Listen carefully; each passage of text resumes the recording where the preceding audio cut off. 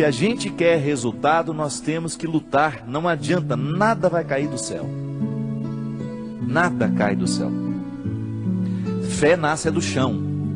Acho que a gente inverteu as coisas, né? A nossa oração tinha que ser voltada para o chão o tempo todo. Que é aqui que Deus floresce. Deus é igual semente, floresce no chão.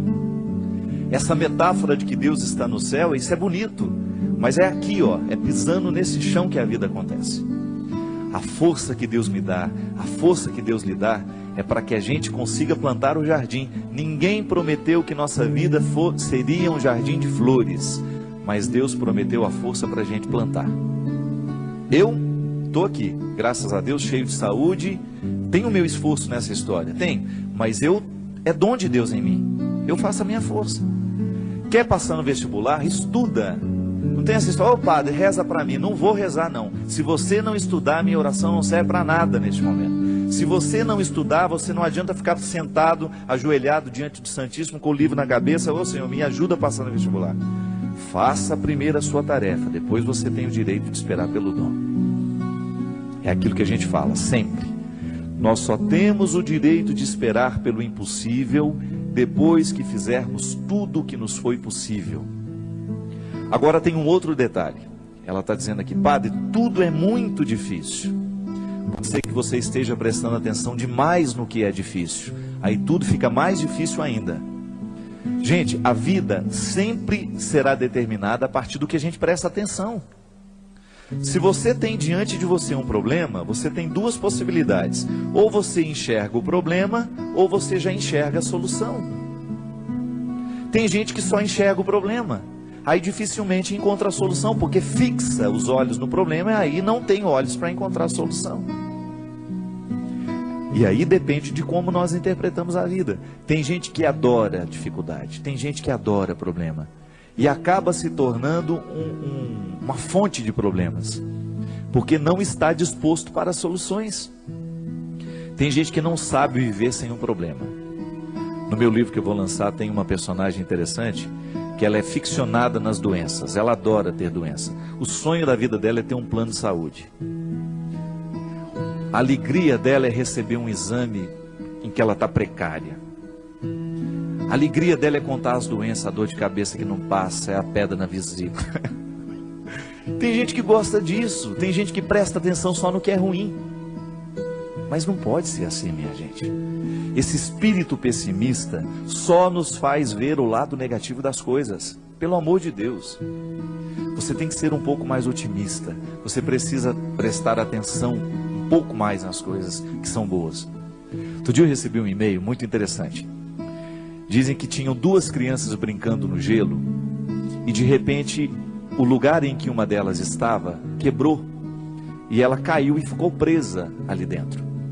E a outra criança, num ímpeto de salvar aquela outra que estava ali dentro, quase morrendo já congelada, retirou o seu patins e começou a quebrar aquela outra parte lateral para que desse espaço para retirar o amiguinho que estava ali dentro. E com muito esforço aquela criança conseguiu, milagrosamente, ela buscou uma força tão grande dentro dela, que ela conseguiu, mesmo não tendo força suficiente para isso, ela conseguiu quebrar aquele gelo com o patins. E quando chegou o adulto, né, que viu a situação, não acreditou. E foram chegando outras pessoas, até que uma delas falou assim, como é que esse menino conseguiu quebrar esse gelo e retirar a outra criança que estava aí dentro? Aí o outro falou assim, é porque nenhum de nós estávamos aqui para dizer que ele não conseguia. E é interessante.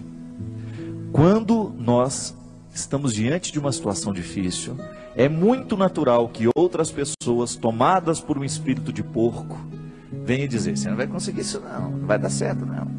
Não é? E sempre tem um assim, eu não falei? Não sei não, estou achando que esse negócio vai dar certo não.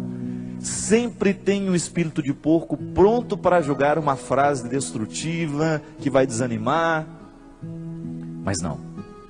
Se a gente não presta atenção nesses discursos, nós vamos extrair coragem dentro de nós, de um jeito que a gente não sabia que tinha. Então, minha filha, às vezes, tudo está tão difícil. Não, não é bem assim. É que nós olhamos tudo de maneira difícil. Não é que tudo está difícil, é que nós olhamos tudo de maneira difícil. Não pode ser assim. Nós precisamos ser um pouco mais otimistas. Dificuldade existe na vida de todo mundo.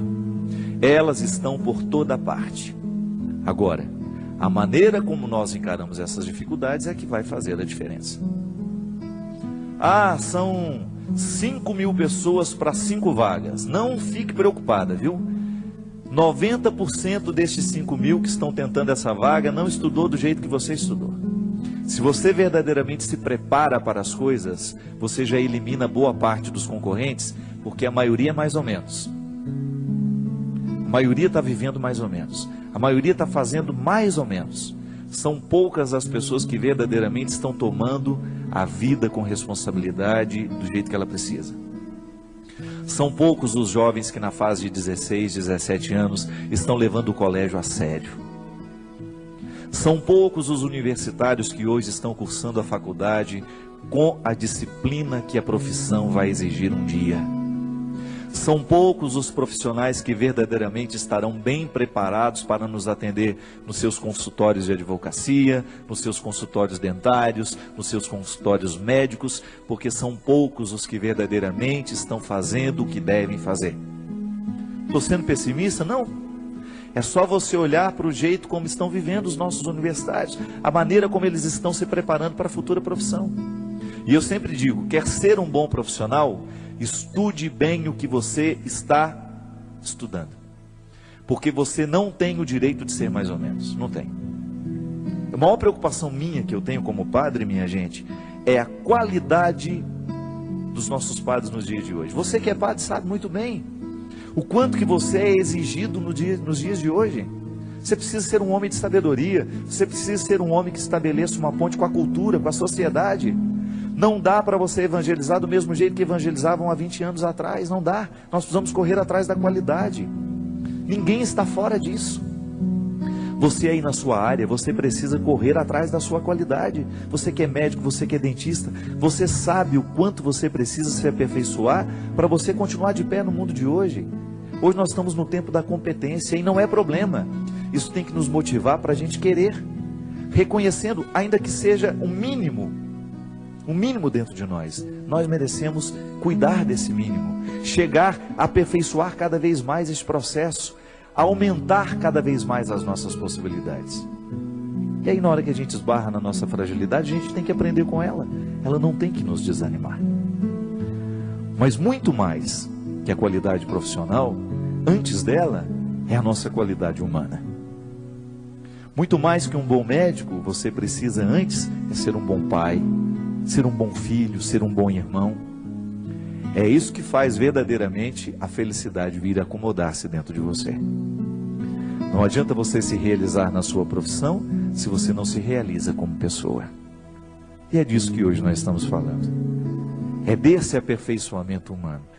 E na faculdade da vida a gente aprende o tempo todo. Não tem nenhum professor a nos ensinar a ser pai, a nos ensinar a ser irmão, não. É olhando nos olhos de quem a gente ama que a gente vai descobrir a medida certa, o aprendizado de cada dia, para que a gente possa ser um ser humano melhor no mundo de hoje. Chega de gente ruim, chega de gente incompetente como pessoa, chega de assassinos, chega de ladrões, chega de mentirosos. Vamos dar qualidade a esse mundo, a começar por você. Não importa de como você tenha vivido até o dia de hoje. A palavra de Deus para nós é sempre otimista. Deus continua vendo valores em você. Deus continua acreditando que o seu coração pode ser melhor. Deus continua acreditando que aí, nesse coração muitas vezes marcado pelos fracassos, existe uma vitória a que você pode chegar. Basta você não desistir. Motivação cristã. A Deus toda glória e louvor.